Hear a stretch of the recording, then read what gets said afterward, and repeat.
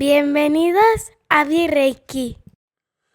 Y un día más vamos a entrar en un tema y lo vamos a relatar desde una índole periodística. Simplemente hay un montón de información que podéis comprobar y que sería muy bueno que todo el mundo hiciera una pequeña investigación y os sorprenderéis de la cantidad de información que podéis encontrar al respecto. Si Jesús realmente murió en la cruz o no murió. Me he dedicado a buscar información durante varios días y me he sorprendido de la cantidad o de la inmensidad de información que existe al respecto. De hecho, este programa lo tenía previsto de una manera, pero bueno, a raíz de que en Mundo Desconocido JL ha publicado ha hecho un videoprograma sobre que Jesús no le clavaron lo que eran los clavos a lo que es la cruz, y dando un montón de referencias, un montón de información muy habitual en él, pues os lo remito, os dejo aquí el link de este videoprograma de Mundo Desconocido, en el que realmente vais a poder descubrir, pues, porque lo explica muy bien, cómo no le clavaron en la cruz, sino que le ataron a la cruz, que eso es muy distinto. Y eso me da pie a seguir un poco con la historia de la que vamos a tratar ahora mismo. Y es si realmente murió Jesús en la cruz.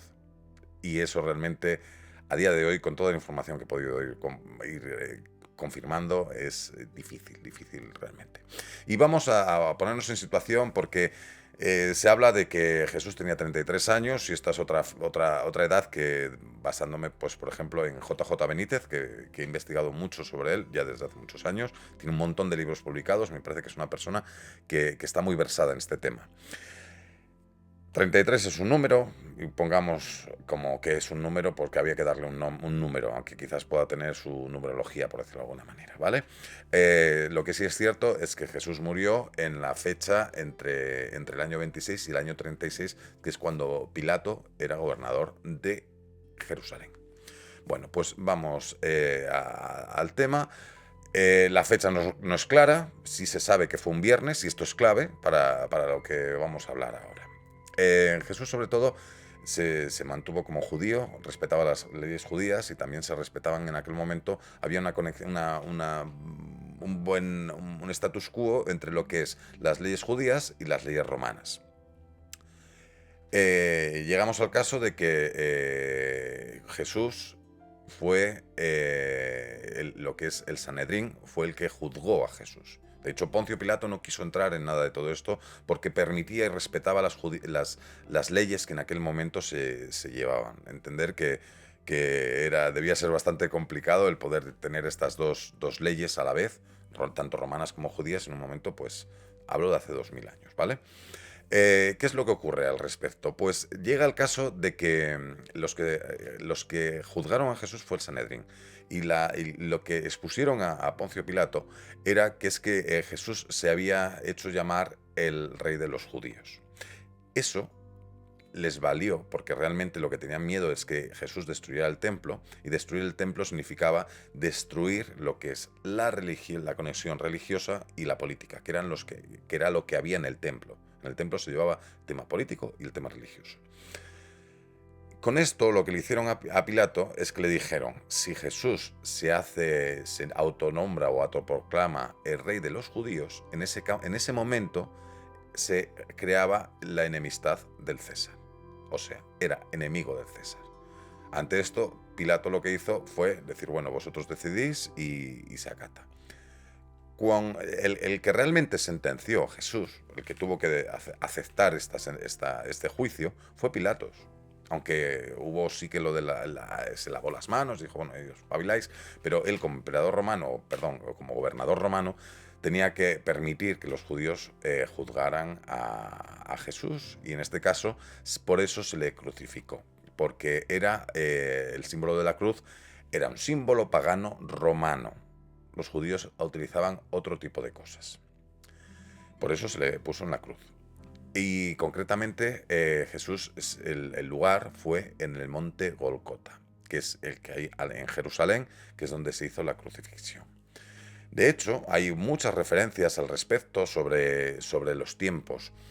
Al hacer lo que es la crucifixión, normalmente duraba la muerte entre 3 y 4 días. ¿vale? Si os recordáis la película de Espartaco, al final, en que era cuando la película de Kirk Douglas, al final, si recordáis, había una imagen que era un camino y todo, a los laterales del camino eran todo crucificados, porque los dejaban ahí y que pasara el tiempo, porque por sí mismos en 3-4 días morían. De hecho, cuando hubo el momento en el que Jesús de Arimatea fue a buscar a Pilatos para que le permitiera bajar a Jesús de la cruz, Pilatos se quedó bastante sorprendido porque no entendía que se hubiera muerto tan rápido. Sí es verdad que hubo bueno, no sé cómo llamarlo, antes de lo que es la crucifixión en sí, le dieron latigazos, creo que son 120, hubo un sufrimiento muy grande antes de que lo que es subir a la cruz. Y refiriéndonos al programa de Mundo Desconocido, no le clavaron, sino que le sujetaron con cuerdas. Y con esto daba los 3-4 días de lo que era la muerte. ¿Qué es lo que ocurre? Que ahora hablamos de horas. En todos los sitios está hablado de que fue a las 3 de la tarde el momento que ocurrió esto. 3 de la tarde. ¿Qué ocurre? Que era viernes y la ley judía entraba el Sabbat, que es el sábado, que es el día que no se permite hacer ningún trabajo y, bueno, son leyes judías. Entonces, ¿qué ocurría? Que antes de que se hubiera la puesta del sol, que era a las 18:52 minutos, ya tenían que haber bajado a los cuerpos que estaban en las cruces o en cualquier sitio. No se podía trabajar a partir de que se pusiera el sol. ¿Qué ocurre? Que esto pongamos que les dejarían, pues pongamos los 52 minutos. Entre que lo bajan, lo llevan y lo envuelven o lo curan o lo que sea. De hecho, había casos que está escrito por los